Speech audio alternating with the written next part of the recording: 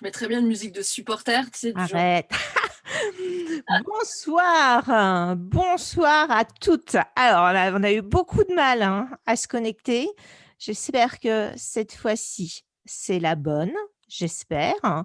On va bien voir. Bonjour, bonjour, bonjour. Est-ce que vous êtes là? J'ai eu quelques SMS de personnes qui me disaient on n'arrive pas à te voir. Où est-ce que tu es? Vous êtes en retard encore. Alors, il paraît que je suis avec une spécialiste ce soir des retards, Christelle Gourrier, que nous accueillons, qui me disait c'est normal, je suis toujours en retard sur mes lives. Alors là, pour le coup, aujourd'hui, on a fait fort. Bravo, Christelle. Rien. C'est un plaisir. C'est un Bonsoir. plaisir. Ok, super. Alors, est-ce qu'il y a du monde qui se connecte? Alors, ce soir, je suis accompagnée pour animer le chat par Cyril.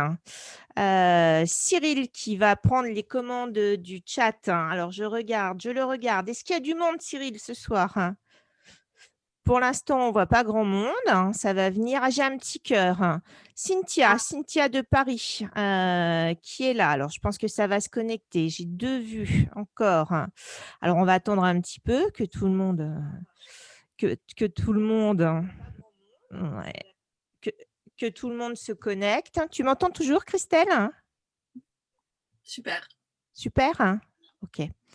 Bon, alors, je vais en profiter pour présenter mes voeux à tout le monde. Alors, j'attends que les gens arrivent tranquillement. Bonne année. Alors, malgré les circonstances, c'est toujours un peu, on est dans un contexte un peu particulier, mais que ça ne nous empêche pas d'avoir de l'espoir, de l'espoir en l'avenir. Ça, c'est important. L'espoir fait vivre. Du coup, bonne année pour vous personnellement, mais aussi dans votre business. Euh, et puis plein de belles choses dans les 12 mois à venir. Alors oui, je vois, il y a Cynthia, il y a Monique qui est là. Cyril me fait signe, nous sommes 5, il y a 5 personnes sur le groupe. C'est tout bon. Alors, aujourd'hui, ce soir, nous recevons Christelle Gourrier. Merci d'avoir répondu à notre invitation, Christelle. Alors, je vais te laisser te présenter parce que tu fais un job un peu particulier. Enfin, moi, c'était la première fois que je rencontrais quelqu'un qui faisait ce job-là. Alors, j'aimerais bien que tu te présentes et puis que tu nous dises en quoi ça consiste. Je t'écoute, Christelle. Bah, merci de l'invitation déjà, Virginie. C'est un vrai plaisir. C'est assez fabuleux parce que ça fait le deuxième live en 2 jours que je fais dans le cadre de ce magnifique métier passion. Et donc, bah, je te remercie, toi, le collectif, et puis l'autre personne qui m'a invité à faire un live hier parce que finalement, vous m'avez un peu poussé à me dévoiler et du coup, je vous en remercie. C'était un peu le petit coup de boost qui me manquait pour me lancer. Bah moi, pour me présenter, bon, je suis de Nancy, j'ai 43 ans, je suis mariée, je suis maman de 3 garçons qui ont 15, 13 et 8 ans. Donc, quand ça demande une certaine énergie au quotidien. Oui. Euh, voilà. Je suis entrepreneur depuis plusieurs années. Je suis associée dans l'entreprise de mon mari depuis 12 ans. Je travaille avec lui depuis 1 an à peu près. J'ai pris ma place dans l'entreprise familiale avec beaucoup de plaisir. Et puis, je pratique donc le métier que je vais vous dévoiler. Je fais un teasing sur le nom du métier. Je suis depuis 1 an à peu près. Ouais, ça fera 1 an en mars. Donc voilà, donc mon activité, mon job passion, on va dire, c'est la préparation mentale. Donc je suis préparatrice mentale certifiée, c'est-à-dire que j'ai suivi une formation et une certification professionnelle pour pouvoir l'exercer. Et c'est une activité que moi je pratique depuis plusieurs années à titre perso pour relever mes propres défis et mes propres challenges, qu'ils soient sportifs ou professionnels, ou même personnels des fois. On a aussi besoin de pouvoir on peut utiliser aussi ces techniques à titre perso.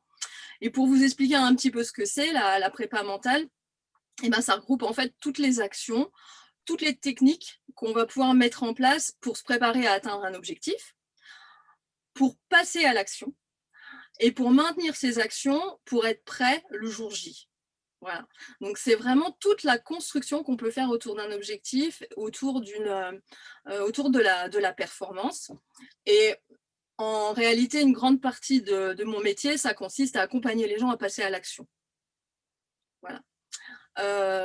Donc voilà, on travaille sur tous les éléments constitutifs de la performance, que ce soit la gestion du stress, la concentration, la motivation, bien sûr, et la construction des objectifs. On aura l'occasion d'en parler pendant un petit moment, parce que ça reste quand même un peu les fondations de la performance. Alors, OK. voilà, juste pour préciser, c'est pas du tout un métier ou des prestations qui s'adressent à une élite sportive. Ça concerne vraiment tout le monde, tous les entrepreneurs, tous les sportifs, toutes les personnes. À partir du moment où vous avez un objectif, vous pouvez faire appel à un préparateur mental. OK. OK? Alors, nous, ça fait un petit moment qu'on se connaît, hein, Christelle. On s'est rencontrés lors de la masterclass Facebook, il me semble, Ouais, hein, ça l'année dernière, ouais. l'année dernière. On s'est rencontrés aussi, cette année, enfin en 2020, tu avais organisé, une sortie randonnée pour le collectif des Fées. Tu nous avais fait un super tracé, dans les bois que tu connais bien. Là, qu'on a échangé dernièrement, on s'est dit: «Il faut qu'on se fasse, un live, sur, les résolutions, de l'année 2021». Et la première chose que tu m'as dit, Christelle, c'est: «Ouais, mais non, mais il y a pas de résolution à prendre en 2021. Il faut tout envoyer valser, hein, et puis, on met carte sur table et on reprend tout à zéro. Il y a pas de résolution». Alors moi, j'ai trouvé cette façon de voir les choses hyper intéressante. Alors tiens, dans les commentaires, dites-moi, mesdames, si vous avez pris, certaines résolutions pour 2021 ou si, comme Christelle, vous avez décidé de tout envoyer valser. Allez hop, 2021, c'est fini, pas de résolution. Dites-nous dans les commentaires, si vous avez pris des résolutions. Alors, j'en profite pour saluer certaines qui sont connectées. Bonsoir Catherine. Catherine qui est connectée de Strasbourg, hein, il me semble. Tu vois, on commence vraiment à toucher le Grand Est, hein. Il y a Rachel, hein, de Metz, hein. Il y a Cynthia de Paris. Bon, Cynthia, c'est une habituée, hein. Elle va être Lorraine par adoption, Cynthia. Il y a Monique de Toul, il me semble. Allez, mesdames, dites-nous dans les commentaires si vous avez pris des résolutions ou si pas du tout, vous avez pris aucune résolution. Alors, en préparant l'émission, moi, je me suis rendu compte que les résolutions, c'est pas nouveau quand même. C'est un concept qui est hyper vieux. En fait, ça date 2000 ans avant Jésus-Christ, sous l'ère de Babylone. Alors à l'époque, vous imaginez bien que c'était pas: «Je vais arrêter de fumer». À l'époque, la bonne résolution que les gens prenaient, c'était de rendre les outils qu'ils avaient empruntés. Au fur et à mesure des siècles, les bonnes résolutions ont perduré, alors avec une influence quand même de la religion, chrétienne. Et puis nous arrivons là en 2021 où on se pose encore la question: «Faut-il ou pas, prendre des bonnes résolutions?» Alors Christelle, moi je voudrais avoir ton avis par rapport à ça. Est-ce que tu penses qu'il faut les maintenir ou au contraire, il faut les envoyer valser? Puis dis-moi pourquoi tu veux envoyer valser tes résolutions? Que diable, hein? C'est quand même bizarre cette histoire. Mais oui, mais alors, bon, après, c'est pas parce que je suis une rebelle, c'est pas non plus parce que je trouve que notre vie, elle est parfaite, hein, et qu'il y a plus rien à faire changer ou faire évoluer. C'est, en fait, les bonnes résolutions, c'est typiquement ce qu'on appelle un objectif de résultat. C'est-à-dire qu'on va se mettre un truc dans la tête. En général, on le fait sur un moment d'euphorie, hein, pendant les fêtes, on est bien, on est tranquille, on s'est reposé, on est autour d'un bon repas, bon, quand on avait encore le droit d'en faire, et puis là, on se dit: «Bon allez, c'est bon, ça suffit. Maintenant, l'année prochaine, j'arrête tout ça, je fais ça bien, nickel, je serai reposée au taquet le 1er janvier, j'y vais, quoi». Mais donc en général, on va se prendre un objectif de résultat qui va être assez cash. Je ne sais pas si tu as déjà des réponses dans le chat, mais souvent c'est: «J'arrête de fumer», pour ça, Oui. ceux qui sont encore concernés. «Je vais perdre 5 kilos, je vais maigrir, je vais perdre 5 kilos, je vais maigrir. Je vais me lever plus tôt le matin, je vais faire du sport, je vais enlever le téléphone de ma chambre à coucher». Enfin, vraiment. Ouais. Voilà, donc c'est toujours des choses qui sont assez cash. Au niveau de l'entrepreneuriat, on s'en met aussi, hein. C'est pas que des choses personnelles, les bonnes résolutions. On voit typiquement l'objectif, je vais garder mon bureau rangé. Je vais trier mes mails tous les jours, j'aurai plus de messages dans ma boîte mail. Je vais passer 2 appels de prospection par jour. Je vais enfin remettre à jour mon site internet. Enfin, je peux vous en coller Ouais, des ouais. listes et des listes et des listes. On se les fait assez facilement, quoi. Alors, on a des retours, hein. Alors, bien sûr, on a ne pas reprendre la cigarette. Alors, des fois, on a arrêté la cigarette. Là, c'est ne pas reprendre. C'est Cynthia qui souhaite ne pas reprendre la cigarette. Il y a Catherine de Strasbourg qui nous dit qu'elle est tout à fait en phase avec le slogan de Christelle. Donc, je pense que du coup, elle n'a pas pris de résolution, Catherine.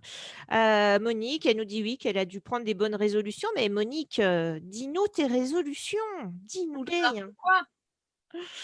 Alors est-ce que tu connais la trilogie des bonnes résolutions qui sont le plus évoquées en début d'année, Christelle? Alors moi, je dirais en un, arrêter de fumer. Oui, c'est ça. Mmh. Arrêter de fumer. En 2, faire des économies et Mmh. en 3, maigrir. Maigrir et faire du sport, en fait. On est sur un objectif, de bien-être. Alors, il y a un chercheur anglais qui s'est amusé à faire quelques études et il s'est rendu compte que 90 des bonnes résolutions n'étaient pas tenues dans la durée et que généralement, ça durait, quelques jours, hein, ou quelques Mmh. mois dans le meilleur des cas. Voilà. Oui, Heu pardon, vas-y. Voilà, c'était juste pour alimenter, le débat. Alors C'est assez, ouais, dis-moi? Excuse-moi.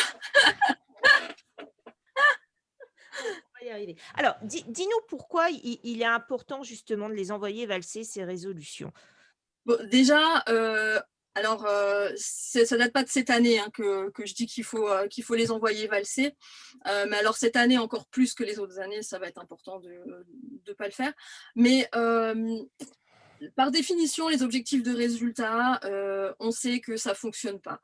Parce que, c'est souvent des objectifs qui sont pas assez précis déjà. Donc c'est très difficile de se mettre en action sur un résultat qui est, pas, clairement défini et qui n'est pas assez précis. En plus, c'est souvent donc la résolution, c'est atteint ou pas atteint. C'est réussi, c'est une réussite ou un échec. Donc en plus, ça nous confronte aussi, à un échec, un échec programmé quelque part. Hem et puis, c'est difficile. Donc, on les tient rarement parce que c'est très difficile et puis on a, quelque chose qui s'appelle le cerveau reptilien, qui est notre cerveau qui est lié au mode survie en fait, hein, qui est le plus ancien, qui lui, naturellement, résiste au changement. C'est-à-dire qu'à partir du moment où on va s'imposer quelque chose, lui, il va dire non. On va s'imposer un changement, lui, il va dire non, j'y vais pas parce que je sais pas ce qui se passe de l'autre côté. Mmh. Je veux pas aller chasser à un autre endroit parce que l'homme préhistorique, hein, je vais pas changer ma zone de chasse parce que là-bas, je sais pas ce qui s'y passe. Je suis pas sûre de trouver à manger, donc je continue à rester dans mon domaine de connaissances.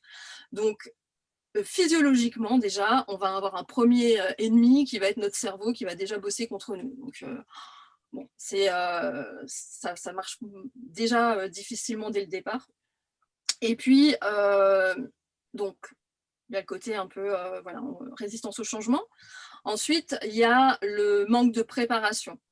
C'est-à-dire que souvent, quand on a décidé d'arrêter de fumer ou d'aller à la salle de sport, bon, on décide, on fonce. Donc, hop, je laisse le paquet de clopes ou je le jette ou je m'inscris à la salle de sport. Ok, ça c'est fait. Mais alors après, l'étape suivante, c'est quoi?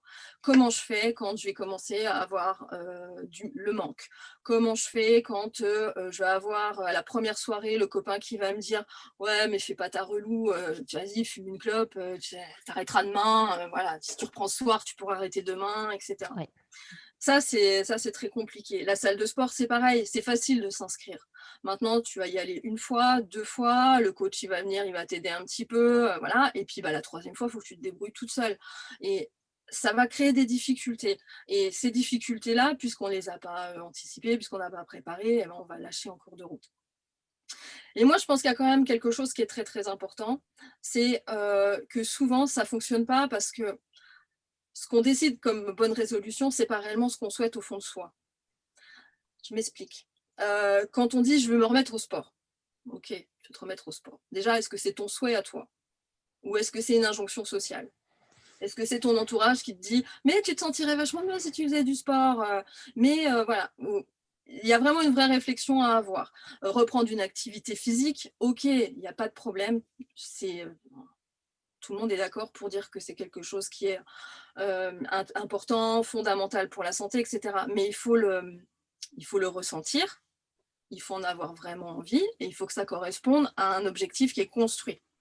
Donc des décisions en on-off, je me remets au sport, c'est voué à l'échec. Par contre, twister la bonne résolution en un objectif ou en un but ou en une intention, là, ça devient complètement différent. Et c'est ça où, moi, en tant que préparatrice mentale, je mets souvent le doigt sur, le souci.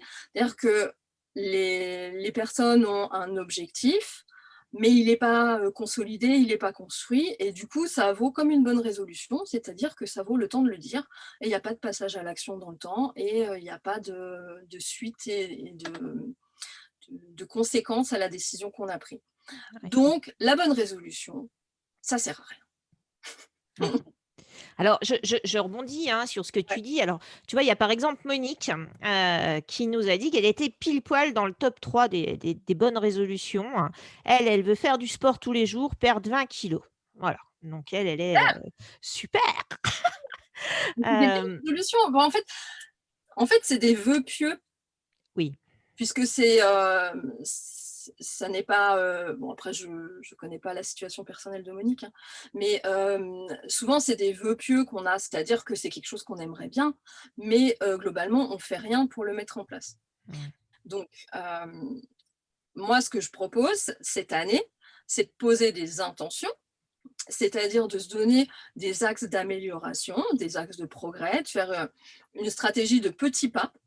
Step by step, on y va, mais par contre, on construit son objectif. Si ton objectif, c'est de faire du sport tous les jours et que au départ, tu n'es pas sportif, tu n'as déjà pas une condition physique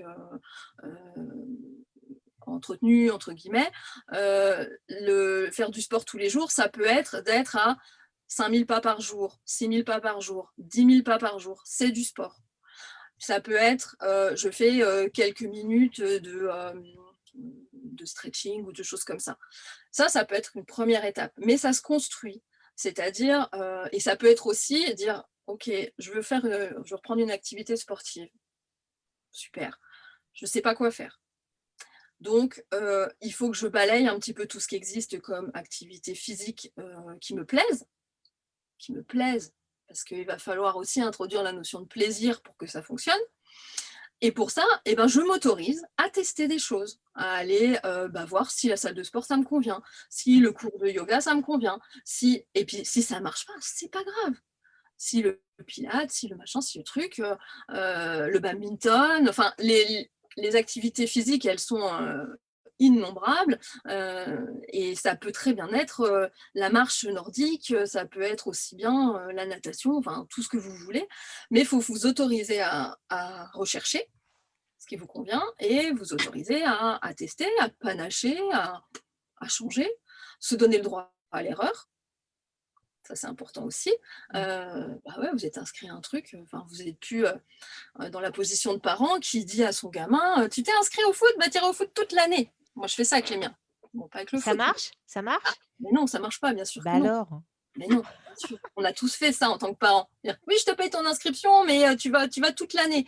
Bah oui, mais bon, le gamin, quand il s'est rendu compte au bout de 2 mois que c'était pas du tout pour lui le rugby, qu'il se faisait plaquer et qu'il revenait blessé, pas le laisser pendant Ouais, ouais, toute l'année au truc. Et ben pour vous, c'est pareil.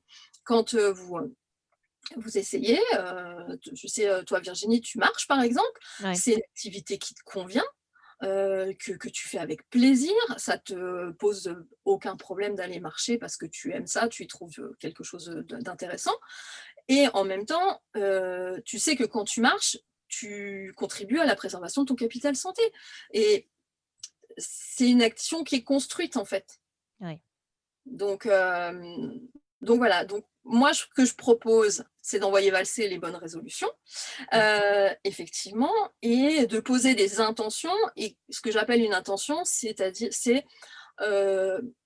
une proposition qu'on se fait à soi-même d'aller se mettre en action vers quelque chose qui nous fait du bien. Mmh. C'est complètement différent de j'ordonne à ma tête et à mon corps de faire tel ou tel truc, coûte que coûte, pour arriver à un objectif. Ouais. Alors moi je rebondis un peu sur ce que tu dis, notamment sur, la fonction du cerveau reptilien où en effet, notre cerveau est conditionné et que, c'est souvent très compliqué d'aller vers le changement. Tu vois, je lisais un ouvrage dernièrement de Fabien Olicard qui disait que pour changer, une habitude, il fallait plus de 90 jours, refaire la même chose 90 fois et seulement au bout de 90 fois, il me semble que c'était 90 fois de tête, à revérifier, mais Alors en se fait, mmh, seulement au bout de la répétition, le cerveau avait intégré, ce n'était plus un changement, c'était une habitude. Donc il est évident que quelquefois, on peut prendre des résolutions sur un coup de tête. Là, le 31 décembre, on a bu 3 coupes de champagne, on est tout foufou, et on se dit: «Ouais, c'est fini, j'arrête la cigarette». Et voilà, et le 1er janvier à 18 heures, on court au bureau de tabac, chercher un paquet de cigarettes parce qu'on n'en peut plus, quoi. C'est du vécu, hein, ce que je dis. Donc oui, alors, cette étude sur les habitudes, elle est connue, mais elle a été un petit peu détournée. En fait, l'étude scientifique, elle a montré qu'en fonction des personnes, il faut entre 7 et 231 jours pour ouais, bah, changer une habitude. Donc on n'est pas tous égaux, en fait, hein. oui, oui, Et oui. en moyenne, il y avait une moyenne qui était aux alentours de 90 jours. Et il y avait aussi entre 21 et 90 jours, en fait, on commence à avoir des résultats chez certaines personnes. Mais on n'est pas tous égaux. Il y a des gens qui ont quand même une certaine facilité naturelle à apprendre des nouvelles habitudes, à s'y tenir. C'est pas très juste, pas très équitable, mais c'est comme ça. Mais effectivement, globalement, on peut considérer que quand au bout de 21 jours minimum, on a maintenu la même habitude, On est sur la bonne voie. on est sur la bonne voie et on commence à être plus à l'aise avec. Ouais. Donc, et surtout, souvent, on commence à voir les résultats de ce changement. Et donc, ça alimente aussi la motivation et ça apaise aussi le cerveau reptilien Ouais. parce que finalement, ils se rendent compte qu'il ne se passe rien de mal de ce côté-là, on peut y aller. Il n'y a pas de Alors, problème. tu sais que dans notre groupe, là, on a des petites malines. Alors, on a une petite maline comme Rachel. Rachel, elle a anticipé le mois des bonnes résolutions. C'est-à-dire qu'elle a commencé à partir de décembre, qu'elle nous écrit dans le chat. Donc, elle marque: «Moi, j'ai arrêté de prendre le bus, j'ai commencé en décembre. Comme ça, j'étais prête pour janvier». Impeccable. Tu as vu un peu? Mais c'est la preuve qu'elle a réfléchi à son objectif Oui, et que quand elle s'est dit, alors je ne connais pas ses motivations, profondes, hein, mais si elle s'est dit, «Je vais arrêter de prendre le bus parce que, ça va m'obliger à aller marcher, à être plus active chaque jour», et ben, elle a commencé à se dire, déjà elle a pris cette décision, elle a une motivation derrière. Et puis comme elle s'est dit, je vais le faire en décembre, comme ça en janvier, je serai quitte de me le mettre la pression pour rien. Voilà, c'est un objectif qui est construit, donc ouais. ça marche. Alors, L'objectif il y a il y a construit, il fonctionne. il y a Laetitia qui nous dit, mais ça enfin, elle rebondit, sur ce qu'on se disait sur, la durée, des résolutions à tenir. Elle nous dit: «À chaque fois, je n'arrive pas à tenir sur la durée», par exemple, pour refaire du sport. Voilà, donc c'est des bonnes résolutions qui durent quelques jours et a priori, c'est parce que je pense que déjà on est conditionné à résister au changement, quoi qu'il se passe, Ça, c'est une ouais, évidence. ouais. Il y a un conditionnement. Et puis, il y a la construction il y a la motivation, en fait. Et la motivation, elle ne vient que si on sait pourquoi on va au sport. Mmh. Et si on va au sport, pour des raisons qui ne sont pas acquises, acceptées, et qui ne sont pas verbalisées. En fait, je pense que c'est important de verbaliser les motivations. On peut pas tenir dans la durée. Euh, si tu vas au sport et que tu te dis je vais au sport parce que je veux rentrer dans cette jupe en taille 36 qui me fait de l'œil depuis je sais pas combien de temps. C'est une motivation. Mais est-ce que c'est une motivation qui va être suffisante pour te faire tenir sur la durée, si tu fais actuellement une taille 44, c'est pas sûr. Mmh. Tu vas pas pouvoir t'infliger pendant des mois et des mois, la motivation de rentrer dans une petite taille, Ouais. voilà. Donc par contre, si tu te dis: «Je fais du sport parce que je me fais plaisir, je prends du temps pour moi et je sais que dans 6 mois, je rentrerai dans cette jupe et je sais que dans 5 ans, mon système cardiovasculaire et tout mon corps entier me remerciera de m'être mis au sport», c'est plus tout à fait la même musique. Mmh. Donc la construction d'objectifs, souvent, c'est sur 3 temps: du court terme, du moyen terme et du long terme. Ouais. Si vous êtes capable de verbaliser vos objectifs dans ces 3 dimensions de temps et que cet objectif, il est, difficile mais atteignable, là, on commence à avoir quelque chose qui est quand même très, très solide. Mmh. Alors, moi, j'aimerais, qu'on parle un petit peu des bonnes résolutions, mais qu'on prend au niveau de son business. Ouais. Mais j'aimerais aussi qu'on parle avant peut-être de parler de ces bonnes résolutions liées au business, qu'on parle aussi du contexte actuel, qui n'est sans doute pas très, très favorable, hein, pour les bonnes résolutions et puis, pour s'affliger des souffrances, supplémentaires, si je peux dire. Ouais, complètement. C'est ce que je te disais tout à l'heure, moi, c'est pas la première année que je dis que voilà, il faut arrêter les résolutions, version ancien temps. Mais là, cette année, il faut surtout, surtout, surtout ne pas se fixer d'objectifs, de résultats qui vont être on-off ou gagner, échec. Cette année, c'est impossible. C'est franchement aller au clash. Ce qu'on a vécu en 2020 a été d'une violence extrême. La pandémie mondiale, pour le coup, c'est une pandémie, a impacté le monde entier et a bouleversé durablement notre relation à la prévision, notre relation à l'anticipation, à la construction, à la planification, puisque du jour au lendemain, tous nos objectifs ont volé en éclats. Et alors, la seule chose qui est positive quelque part là-dedans, c'est que comme tout le monde a été impacté en même temps, c'est la première fois que tout le monde, enfin, à ma connaissance, dans les temps modernes, c'est la première fois que tout le monde est aussi impacté durablement. Vous pouvez croiser personne aujourd'hui qui n'a pas été impacté par cette pandémie. Donc, ça nous a flingué nos objectifs 2020. Ça nous a appris beaucoup de choses par contre, hein. L'adaptabilité, la souplesse, la résilience qu'on va commencer à devoir pratiquer. Ouais. Mais par contre, aujourd'hui, reposer des objectifs ancienne version, avec l'absence de visibilité qu'on a sur l'évolution de la pandémie dans les prochains mois, c'est ridicule, c'est une perte d'énergie, ça ne sert pas à grand-chose.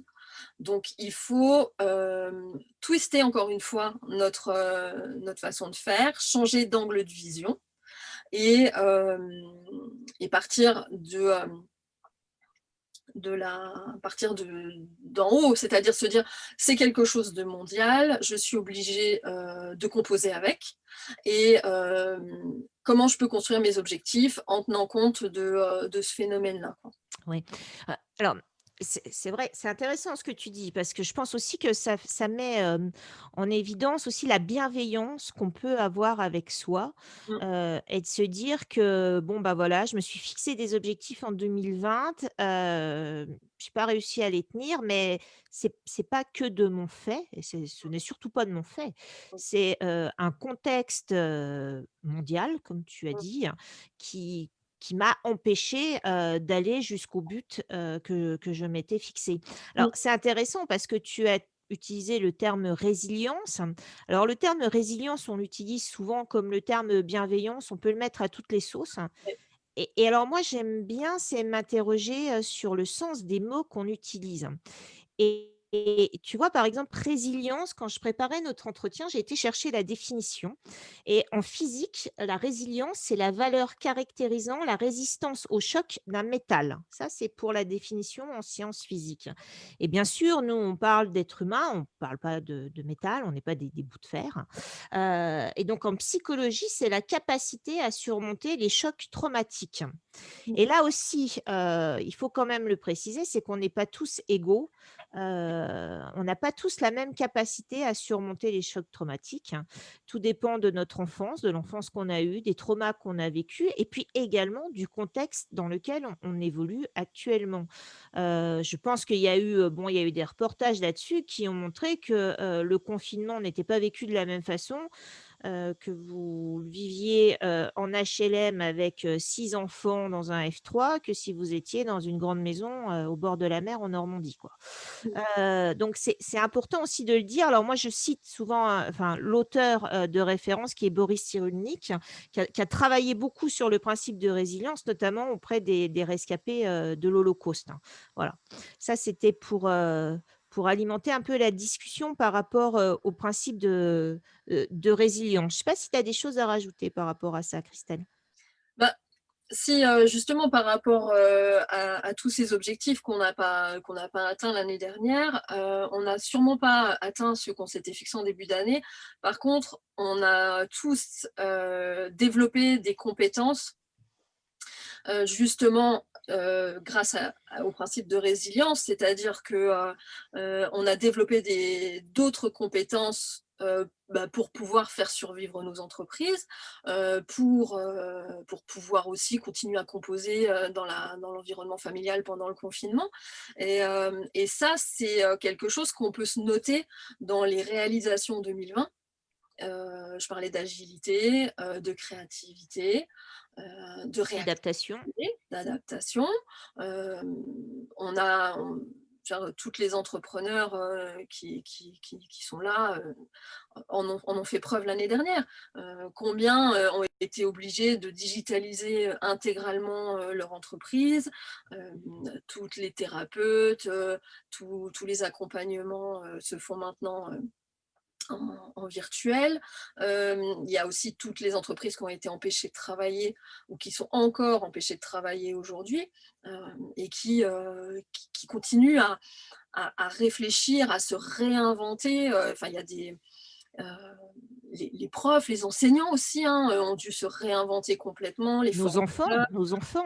Voilà, nos enfants, oui, oui, ah bah, là, si vous voulez parler, si vous voulez regarder l'adaptabilité, les enfants, c'est absolument fabuleux, hein, ce qu'ils Ouais, ont ce qu'on leur a demandé est énorme, parce ouais. qu'ils n'ont pas eu le choix en plus, hein. Il a fallu qu'ils y aillent, un coup tu y vas, un coup tu y vas pas, un coup tu mets le masque, un coup machin, bon, c'est-à-dire les enfants, ils ont fait preuve d'énormément d'adaptabilité. Nous, en tant que parents aussi, hein, on a appris des trucs, on a fait des trucs, bien faire l'école à la maison pour trois gamins, franchement, si on m'avait dit un jour que je ferais ça, j'aurais jamais cru. Si on m'avait dit que j'y prendrais du plaisir et que j'y trouverais un intérêt, absolument dingue et que ça me permettrait de développer des choses et des compétences que je n'aurais jamais développées par ailleurs, je l'aurais pas cru non plus. Donc voilà, donc tout n'est pas acheté, hein, dans cette année-là. Elle a été, bouleversante, elle a été violente, c'est pas fini, mais on apprend, on apprend, on apprend et il y a plein de choses à en retirer et c'est important de garder un regard, bienveillant sur nous, parce que nous, on a quand même bien assuré, et un regard bienveillant sur notre entourage, aussi voilà, qui a souffert, et qui souffre encore, hein, pour certains, surtout en entreprise, il y en a qui, voilà. Alors, je rebondis sur ce qu'on nous dit Rebondis, rebondis. un peu, dans le chat.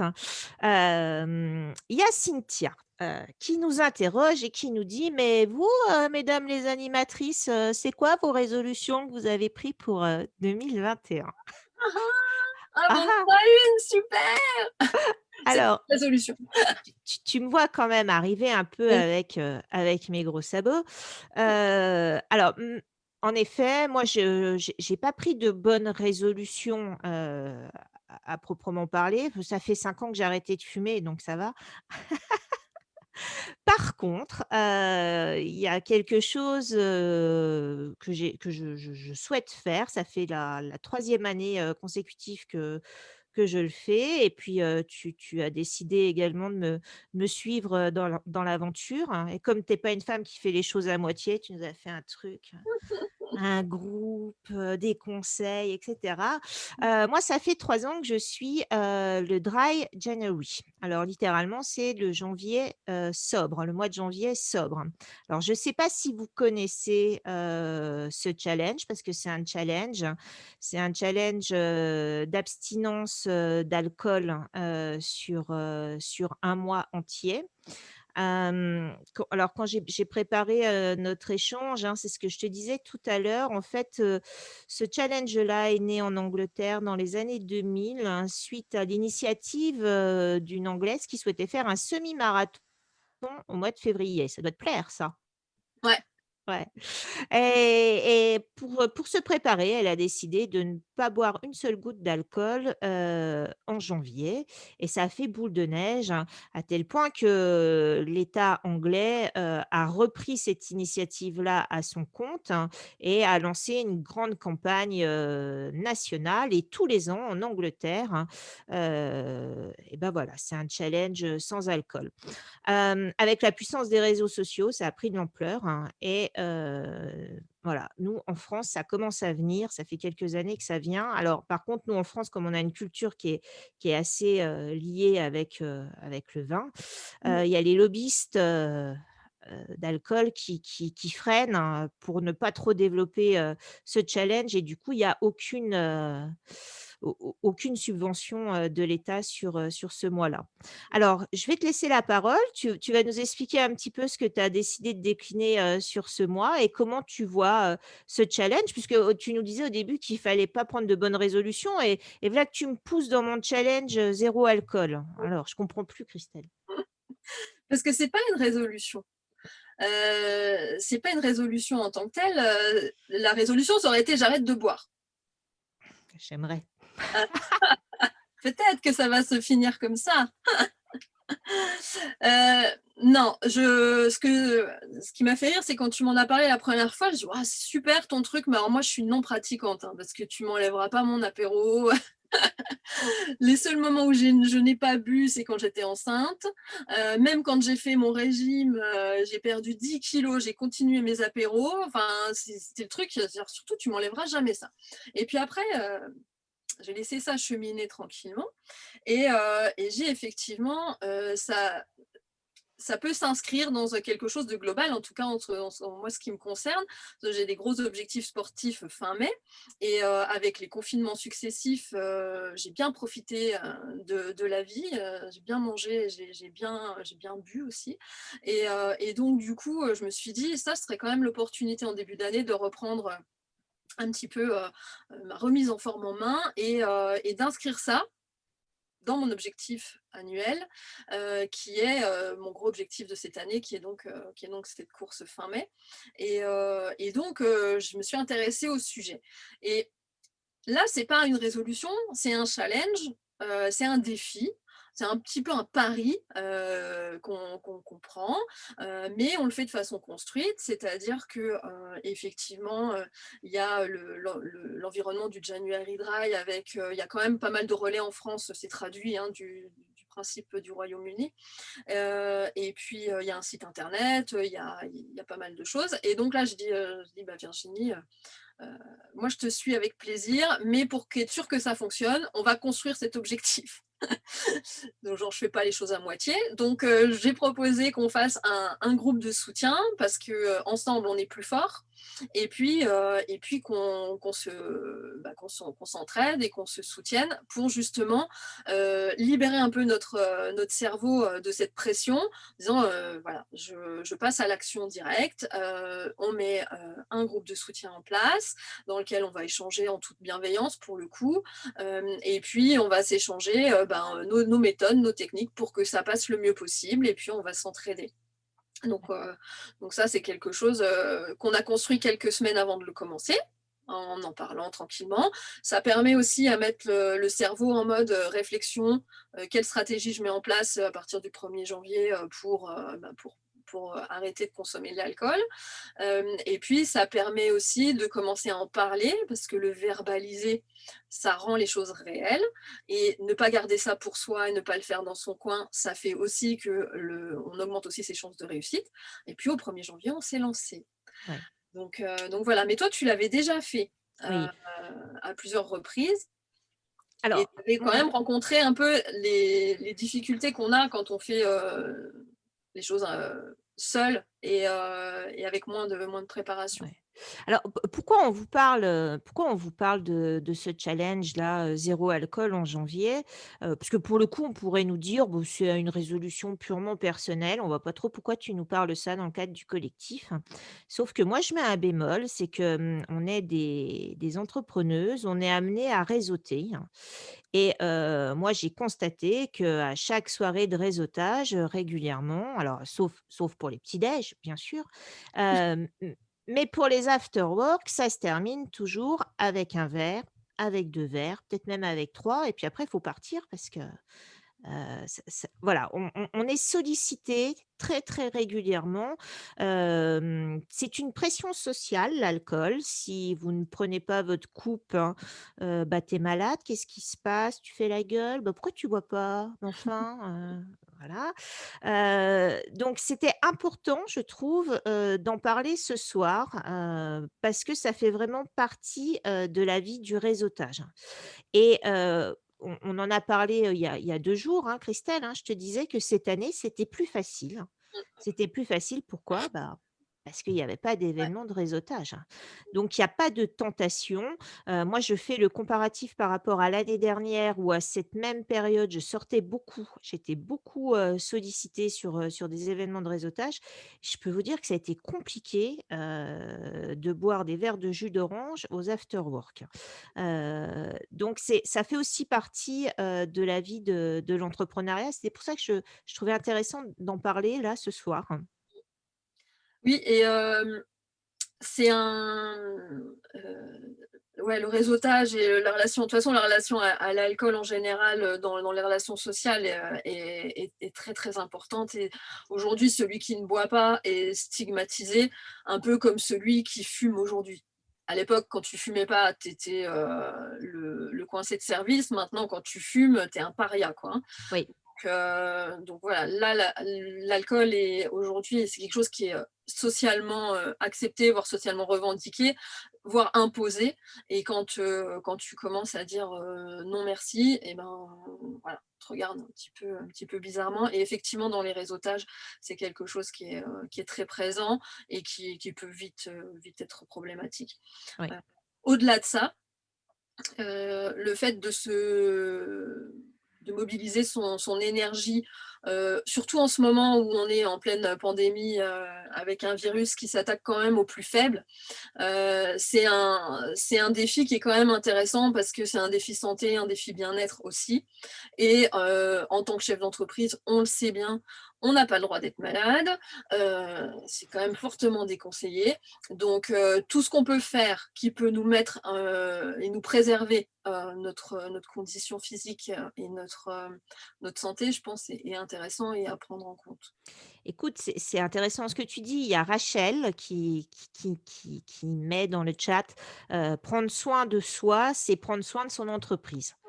Voilà, donc elle vient de résumer ta pensée.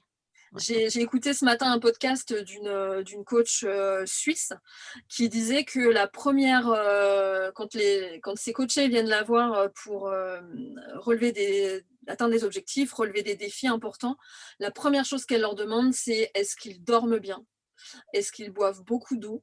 Et est-ce qu'ils s'alimentent correctement? Et elle leur explique qu'ils n'atteindront aucun objectif, ils ne relèveront aucun challenge s'ils ne sont pas en pleine possession de leurs moyens physiques.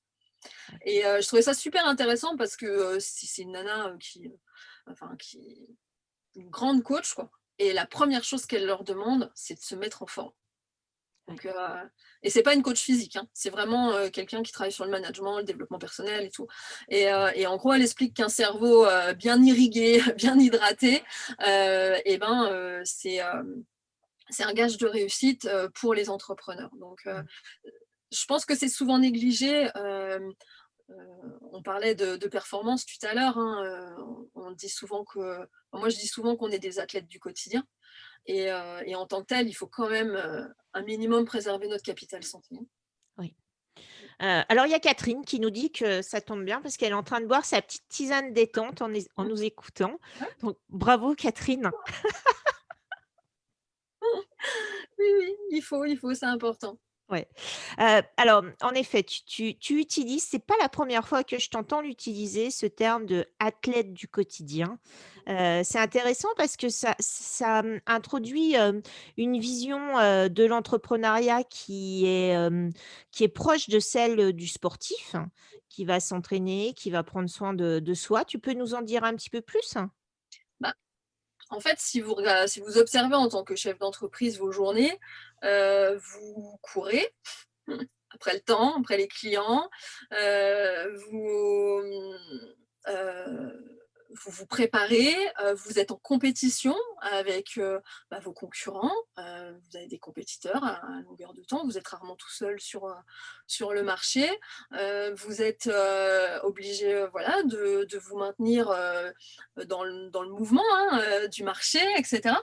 Donc oui, on est des athlètes du quotidien parce qu'en plus on fait pas que travailler, on s'occupe aussi un petit peu de nos familles, de nos conjoints, on a une vie sociale, quand on peut, enfin, donc on est sur tous les fronts et ça c'est typiquement un job d'athlète, quoi. C'est comme, un coureur qui va se préparer pour sa compétition, il va s'entraîner, il va se retrouver avec des compétiteurs, il va falloir qu'il soit plus vif, plus rapide, plus performant que ses concurrents et puis il faut qu'il tienne sur la durée. Il faut qu'il soit prêt, au moment voulu, pas 10 ans avant, pas 10 ans après. À l'instant T, il faut qu'il soit performant. Donc oui, on est des athlètes du quotidien. Oui. Sauf que, on a tendance à l'oublier Mmh. et que bien souvent les chefs d'entreprise commencent à prendre soin d'eux quand ils ont eu un gros pépin. On connaît, enfin voilà, on a tous eu autour de nous, des gens qui ont fait, des attaques, des AVC, enfin des cancers, des gros pépins de santé et qui à ce moment-là se sont dit: «Mais ça peut s'arrêter d'un coup» et quand ils ont eu voilà, «Ça peut s'arrêter d'un coup et qu'est-ce que je peux faire pour m'en sortir?» Et là, la prescription en général, c'est: «Reprenez une activité physique, mangez mieux, dormez plus». «Ah oui, mais ça j'aurais pu le faire avant». Bah oui, ouais, et ça on peut le faire maintenant et alors je dis tout le temps: «Votre priorité, ça doit être vous, vous-même». Et prendre soin de vous, vous permet d'être au max pour donner le meilleur de vous-même pour, toutes les personnes qui en ont besoin autour de vous, que ce soit votre famille, vos enfants, votre conjoint ou vos clients et les gens que vous accompagnez. Donc vous êtes quand même, vous, l'élément central, l'élément sans lequel il ne se passe plus rien. Donc pourquoi vous êtes toujours la dernière roue de la charrette quand il s'agit de prendre soin de vous? Ouais. Oui, c'est intéressant. On peut faire le parallèle avec, avec une machine. On est le moteur de la machine et Ouais, si on n'entretient pas le moteur s'arrête, quoi, tout complètement. simplement et la machine s'arrête également donc c'est Complètement. intéressant. Ouais. Ouais. Et alors, je vais vous donner un exemple qui date de la semaine dernière là. C'est mon petit dernier qui m'a sorti ça et j'ai trouvé qu'il il il était absolument, dans la justesse.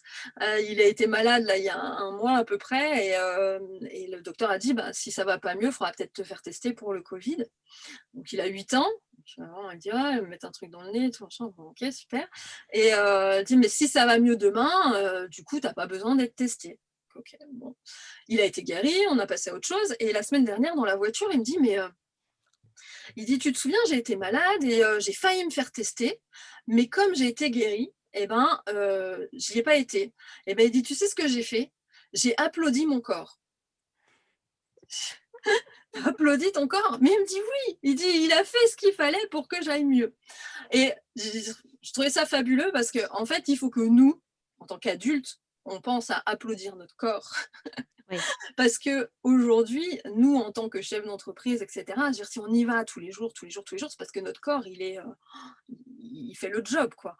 Donc, il faut l'applaudir quand il le fait et il faut le soigner, il faut s'en occuper et prendre soin de soi est un gage de pérennité de nos entreprises.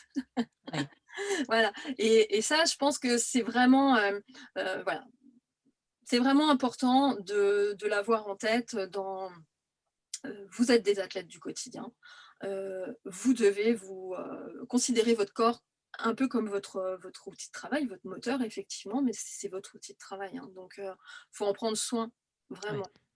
Rachel dans le chat, elle nous parle, bah, du burn-out qui est, alors qui est très développé, chez les cadres, hein, et puis, en effet, qui touche également, actuellement, le milieu de l'entrepreneuriat. Alors on en parle peut-être un peu moins dans le milieu de l'entrepreneuriat, mais, bien sûr, c'est On en parle moins parce que les entrepreneurs sont beaucoup plus isolés, donc les infos ne remontent pas, mais effectivement, c'est une réalité. Hein. oui.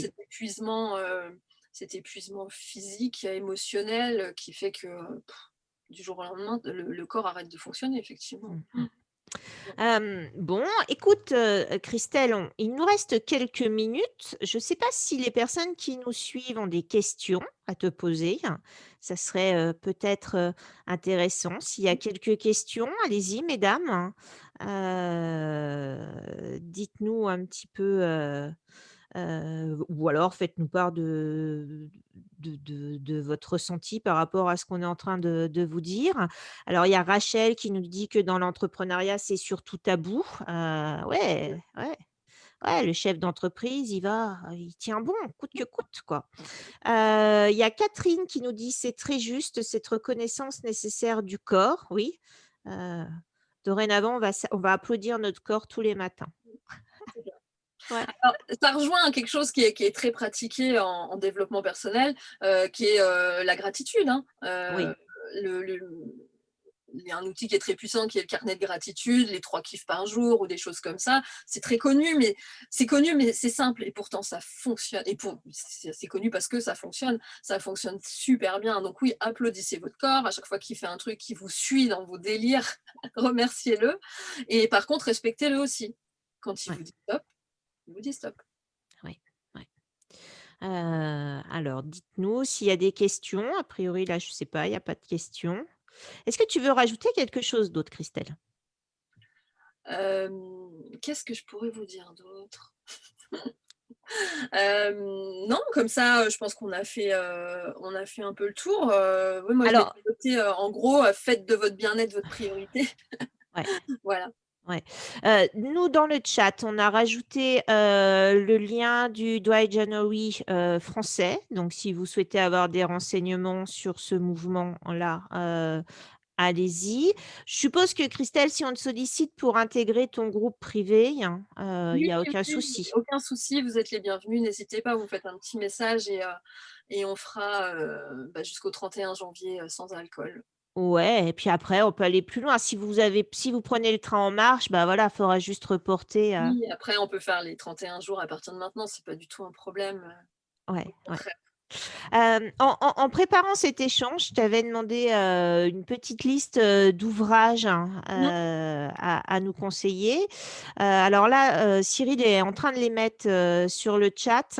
Alors j'ai pas noté les titres. Je sais pas si tu les connais encore de tête, les titres que tu nous avais conseillés? Alors, il y avait un livre de Joël de René, qui est, j'ai pas le titre en tête, La symphonie du vivant, je crois. Euh, le Joël de René, c'est un scientifique qui est à l'origine de la vulgarisation de l'épigénétique. Oui, C'est-à-dire, alors moi, c'est quelque chose qui a été assez fondateur quand j'ai commencé la prépa mentale, parce que l'épigénétique, c'est le fait d'avoir conscience que nos actions impacte l'expression de nos gènes. C'est-à-dire qu'on a un capital, on a l'ADN en fait, qui est notre capital génétique. Celui-là, il est immuable, c'est notre ADN. Sauf que nos gènes, ils s'expriment différemment en fonction des différents âges en fonction de notre âge, aux différentes époques de notre vie. Par exemple, le gène de l'élasticité de la peau, il marche super bien jusqu'à 20-25 ans, puis après, il marche moins bien, quoi. Voilà, ça c'est l'expression des gènes. C'est pas que le gène, il est foutu ou il marche plus, c'est juste qu'il s'exprime de moins en moins. Ouais. Alors celui-là, il est très difficile à réactiver, mais il y a des gènes qu'on arrive à réactiver pendant très longtemps. Et donc l'épigénétique, c'est travailler là-dessus. En gros, on est acteur de notre santé, on est acteur de notre énergie Ouais. et de notre activité. C'est hyper intéressant. L'épigénétique, c'est vraiment un élément. Alors, en effet, le titre, c'est La symphonie du vivant.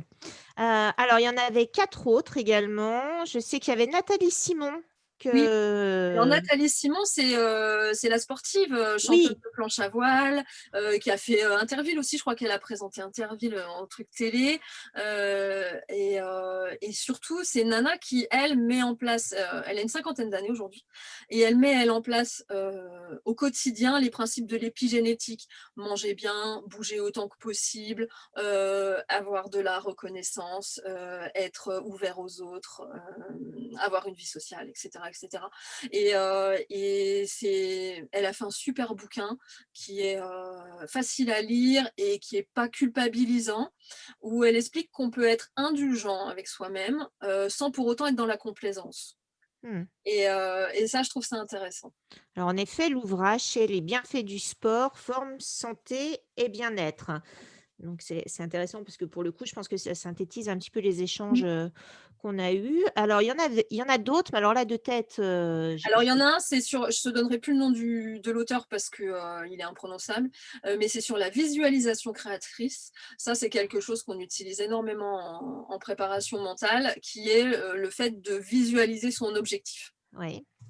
Donc ça, c'est un outil qui est extrêmement puissant, qui est pareil, qui est très simple. Il y a des techniques très très simples et qui permettent de se visualiser en train soit d'aboutir à son objectif, soit de ressentir une émotion qui nous met dans une condition pour aller chercher une performance.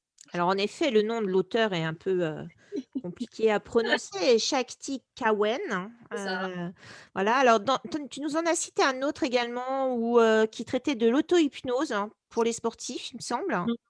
Ouais, ça c'est un bouquin qui est un peu plus technique, et ça c'est pour, pouvoir, apprendre les techniques d'auto-hypnose pour la préparation sportive. Comme, des choses comme l'état de flow. Alors le flow, c'est un état qui est assez connu en méditation aussi, Ouais. c'est pas uniquement lié au sport. C'est ce moment où, on ressent plus du tout l'effort qu'on est en train de produire, et on est juste dans une espèce de entre-deux là où tout va bien, quoi. Donc Ouais. ça, quand on court, ça nous arrive de temps en temps. Ça dure jamais très longtemps malheureusement. Mais quand ça arrive, et ben, vous avez l'impression que, ben, vous êtes invincible, quoi, et vous êtes dans un état de bien-être, absolument fabuleux. Ça peut arriver aussi en marchant. On arrive dans des états de conscience modifiés, en fait. On est juste un tout petit peu à côté de la réalité, encore connecté à la vie, à tout ce qui se passe, mais juste un tout petit peu à côté. Et puis on peut être happé par l'environnement, c'est super intéressant. Il y a Catherine qui nous dit qu'elle a testé sur une course et que c'est hyper puissant. Voilà. Alors pour conclure, moi j'ai essayé de trouver, des références de films qui traitaient, des bonnes résolutions, pour la nouvelle année et je me suis dit qu'en fait, il y avait qu'une seule héroïne qui prenait sans arrêt des bonnes résolutions, qui arrivait pas à les tenir, c'est Bridget Jones, bien sûr. Bridget Jones, le soir de ses 30 ans, qui prend la résolution de tenir un journal intime. Dans ce journal intime, elle prend la résolution d'arrêter de fumer, de maigrir et de trouver l'amour. Bon, alors, je veux pas spoiler les 3 livres, mais Je peux juste vous dire que ça semble très compliqué pour elle, le tabac, et alors l'alcool encore plus, quoi, parce que elle aime beaucoup le vin blanc. C'est mon point commun avec Bridget Jones, hein. Hormis aussi mon amour pour Hugh Grant, mais ça, je ne le dis pas, j'ai mon mari en face de moi. Euh, et du coup, voilà, je me suis dit, s'il y a un film à voir qui traite d'une façon très humoristique, mais aussi tellement vraie, cette histoire de bonne résolution, de la difficulté à prendre, de la souffrance que ça peut entraîner. On en parlait aussi avant le live, hein, de se dire, tu prends une résolution et tu craques, hein, tu te fais du mal physiquement, mais tu te fais aussi du mal psychologiquement parce que voilà, tu te dis, ouais, j'y arrive pas, je suis une grosse nulle, voilà. Euh, et Bridget Jones, sous le ton de l'humour très british, pour le coup, synthétise un peu ce qu'on vient de dire. Et c'était ma petite touche, Bridget, pour terminer le live. J'ai Monique qui nous dit: «Oui, je suis fan, hein. J'ai dû être Bridget dans une autre vie». Non, Monique, c'est moi, Bridget Jones. Voilà, Bon, pareil pour moi. Il y a Cyril qui nous met la référence sur Allociné de Bridget Jones. Si vous ne l'avez pas vu, je vous conseille les 3, et vous pouvez également lire les 3 tomes qui sont juste à mourir de rire si vous êtes plus lectrice que spectatrice. Voilà, écoutez, bah, moi je pense qu'on en a fini pour ce soir. Christelle, je vais te laisser peut-être le mot de la fin. Bah oui, avec plaisir. Bah, moi, je me suis régalée. C'était super agréable cet échange. J'espère que vous y avez trouvé toutes et tous, parce qu'il y a peut-être des garçons qui regardent, quelque chose d'intéressant, un peu de substance. Je voulais vous laisser avec un truc à faire parce que c'est ce que je disais à Virginie en préparant. J'aime bien quand, voilà, quand on parle un petit peu énergie, motivation, action, de repartir avec quelque chose à faire. Je vais vous demander de réfléchir si vous deviez programmer, imaginer votre année 2021 en un seul mot. Qu'est-ce que vous donneriez comme mot? Voilà, qu'est-ce que vous choisiriez comme mot? Moi, je vais vous donner le mien, comme ça, vous ne le piquerez pas. Pour moi, 2021, ça va être l'année de l'agilité. Voilà. Donc pour moi, c'est un mot que j'ai inscrit en gros dans mon agenda. Je le reporte toutes les semaines. Agilité, agilité, agilité. Et comme ça, je suis sûre que je le garde là. Et quand les moments difficiles vont arriver, parce qu'on en aura, et ben, on repensera, moi je repenserai à ce mot-là en me disant il faut faire preuve de souplesse, il faut faire. Il faut être malin et puis il faut se faufiler pour chercher le bon partout. Voilà, donc je vous laisse avec ça. Mettez-moi dans les commentaires, mettez-nous dans les commentaires quel mot vous allez donner à 2021. Oui, oui, il y a déjà Catherine, tu vois, qui nous dit légèreté. Et voilà, bah c'est magique. Moi, j'adore. Alors, continuez, faites-vous plaisir. Et puis, je vous dis à très, très bientôt parce que on va se revoir en vrai Oui, bientôt. bien sûr qu'on va se revoir en vrai. Merci, merci beaucoup, Christelle, de ta générosité sur ce live, mais pas que sur le live. Tu es une femme très, très généreuse, hein, qui échange très facilement. Et puis, ce qui est intéressant, mais ça, je pense que c'est propre aux sportifs de haut niveau, c'est que tu passes très, très rapidement à l'action, quoi. Ouais. Action, réaction, moi, j'adore ça. Je suis fan. C'est un plaisir. Super. Écoutez, on vous dit à toutes, à tout vite, hein. On doit se revoir bientôt, alors soit en live, soit en vrai. Dès que ça sera possible, dès que les restaurants vont rouvrir, tout ça, on espère bien se voir et puis échanger dans la vraie vie, parce que ça, c'est juste, ça nous manque quand même un petit peu, hein. Mais on arrive à compenser avec le virtuel, et ça, c'est plutôt chouette, hein. Donc on vous dit à tout vite, on vous souhaite une bonne soirée. Alors j'ai vu qu'il y avait des gens qui étaient arrivés un peu en retard, comme Peggy. Alors Peggy, je te souhaite une très bonne année. Ah oui, oui, Peggy, tu remarqueras que Christelle a tenu tout ce que tu avais expliqué lors du dernier live. Elle a tout organisé dans des trucs en plastique. Voilà. Je peux faire une dédicace, Christelle, si tu veux. Oui, spécial dédicace pour Peggy. C'est rangé. Quelle faillotte! J'adore. T'adores failloter. Je montre pas le reste de la maison. Super. Allez, je vous embrasse toutes virtuellement et puis je vous dis à bientôt. Salut à toi, Christelle. Ciao, ciao. Salut.